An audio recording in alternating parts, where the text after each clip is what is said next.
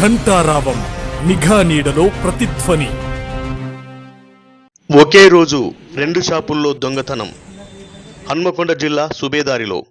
చుట్టుపక్కలే ఉన్న Subedari police station, collectorate, DIG బంగ్లా అతి సమీపంలో ఉన్నప్పటికీ ఎస్బీఐ మినీ బ్యాంక్లోను, 2 వీలర్ మెకానిక్ షాపులోను భారీగా నగదు దొంగతనం జరిగిన సంఘటన వెలుగులోకి వచ్చింది.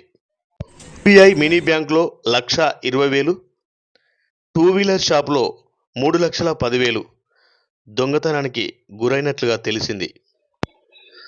దొంగతనానికి గురైన బాధితులు తెలిపిన వివరాలు ఈ విధంగా ఉన్నాయి.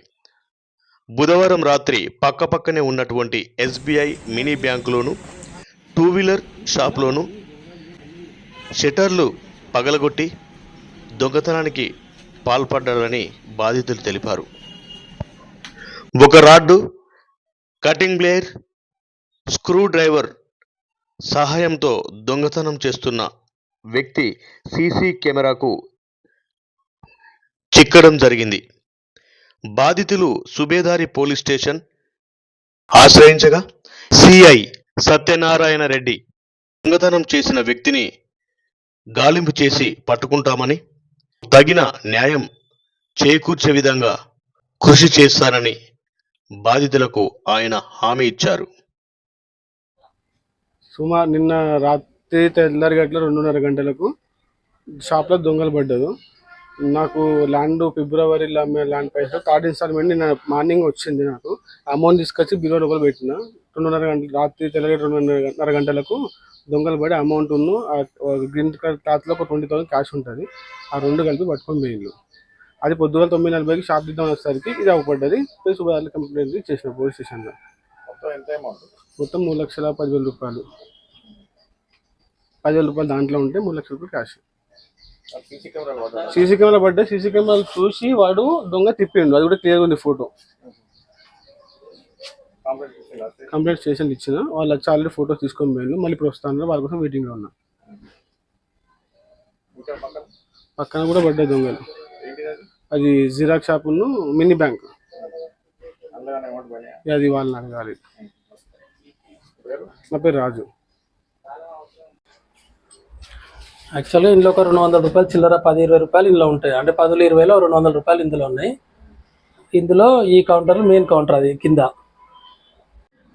నాది ఎస్బీఐ మినీ బ్యాంకు. డైలీ వారీ ట్రాన్సాక్షన్లు 4 to 5 lakhs రెగ్యులర్గా చేస్తుంటాం. డబ్బులు వేయడం తీయడం. కానీ రోజువారీగానే మార్నింగ్ షాప్ తీసినాము, ఈవినింగ్ షాప్ క్లోజ్ చేసి 8-8:30 ప్రాంతాన క్లోజ్ చేసి వెళ్ళినాం. మళ్ళీ మార్నింగ్ 9:30 షాప్కి వచ్చేసరికి తాళం పలగొట్టి బయట పడేసి ఉంది. ఏమైందని లోపలికి వచ్చేసరికి కౌంటర్లన్నీ పలగొట్టి రైట్ సైడ్లో ఉన్న కౌంటర్లో ఒక 10,000-20,000 కలిపి 200 రూపీస్. మెయిన్ కౌంటర్ కింద కౌంటర్ వచ్చేసి అందులో 1,20,000 రూపాయలు నగదు ఉంది. దాన్ని వాళ్ళు తీసుకున్నారు. నా షాప్ అయినా ఇంకా వేరే షాప్ ఉన్నా అని చెప్పేసి పక్కన అటు వేసేసరికి అంత మెకానిక్ రాజు కూడా వచ్చి నా షాప్లో కూడా ఇట్లా జరిగిందని చెప్పి చూసేసరికి వాళ్ళ సీసీటీవీ ఫుటేజ్ చూసేసరికి మనిషి కరెక్ట్ క్లియర్గా కనపడుతుంది. అదే విషయం తీసుకెళ్ళి సుబేదారి సిఐ గారికి కంప్లైంట్ చేయడం జరిగింది. వాళ్ళు మనుషులను పంపిస్తాం. ఆల్రెడీ ఒకసారి సిసిఎస్ వాళ్ళు వచ్చి చూసుకున్నారు. మిగతా ఎస్ఐ గారిని కూడా పంపిస్తామన్నారు. తగిన చర్య తీసుకుంటారని చెప్పి వేయాలన్నా తీయాలన్నా పక్కన బ్యాంక్ వాళ్ళు మా దగ్గరికి పంపిస్తారు. ఇది ఎస్బీఐ ఆథరైజ్డ్ సర్వీస్ పాయింట్ కాబట్టి మా దగ్గర క్యాష్ ఎక్కువ రొటేషన్ చేస్తూ ఉంటాం. నేను ఒకరోజు ఒక 5-6 lakhs ట్రాన్సాక్షన్ చేసినాం. ట్రాన్సాక్షన్స్ రిపోర్ట్స్ కూడా ఉంటాయి మా దానిలో. అట్లా జనరల్గా క్యాష్ కొన్ని పట్టుకోపోతాం. కొన్ని ఎమర్జెన్సీ పర్పస్లో కూడా పక్కన పెట్టుకున్నాం. 1,00,000 ఎప్పటికీ పెట్టుకుంటాం.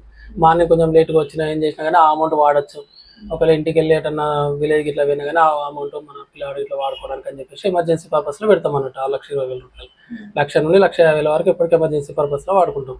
నేను ఇంటికి వెళ్ళి అక్కడ నుండి ఏదన్నా నేను ఊరికి వెళ్ళినా కానీ ఈ డబ్బులు వాడుకో అని చెప్పి వెళ్తాం అన్నట్టు. దానివల్ల అది బ్రేక్ చేసి తీసుకెళ్ళాను.